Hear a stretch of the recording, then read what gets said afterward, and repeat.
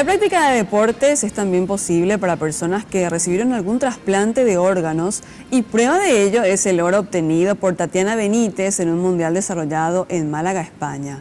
Junto a la joven, otros deportistas buscan dar impulso a la Asociación Paraguaya de Deportistas Trasplantados. Más de 3.000 atletas de diversas disciplinas participaron de la edición 21 de los Juegos Mundiales de Deportistas Trasplantados. Por primera vez, Paraguay tuvo un representante, la joven Tatiana Benítez, de 16 años, quien se alzó con la medalla de oro de golf, deporte que abraza desde que salió airosa de un trasplante cardíaco hace 10 años.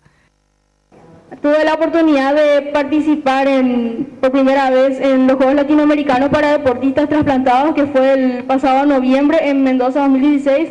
Fue ahí donde conocí a estas dos grandes personas y más personas que nos están acompañando hoy, que para mí, le digo, ustedes son mi gran inspiración. Gracias a ustedes yo dije, sí puedo, yo puedo como ellos pueden, nosotros podemos.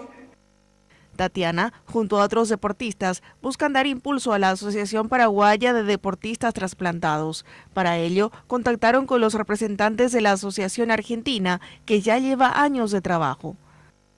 Tenemos más de 20 años trabajando en todo lo que es el deporte y el trasplante. Comenzó, como comienzan todas las cosas, de a poquito, con un pequeño grupo de trasplantados. Participamos en los primeros juegos en el año 96. Y de ahí se creó la asociación y bueno, empezamos a recorrer un camino que nunca pensamos que íbamos a terminar en algo tan grande como lo que hemos logrado hasta ahora, de tener un juego argentino y latinoamericano con 400 deportistas trasplantados, participar en 11 mundiales.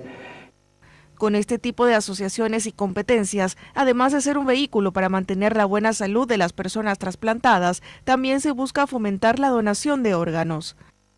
Es un proceso que no es tan corto, hay que seguir insistiendo, no hay que cansarse, pero los paraguayos seguimos teniendo algunos mitos en relación a la donación. La Asociación Paraguaya de Deportistas Trasplantados cuenta con el reconocimiento y apoyo de la Secretaría Nacional de Deportes y el domingo llevó a cabo una carrera de trasplantados y donantes.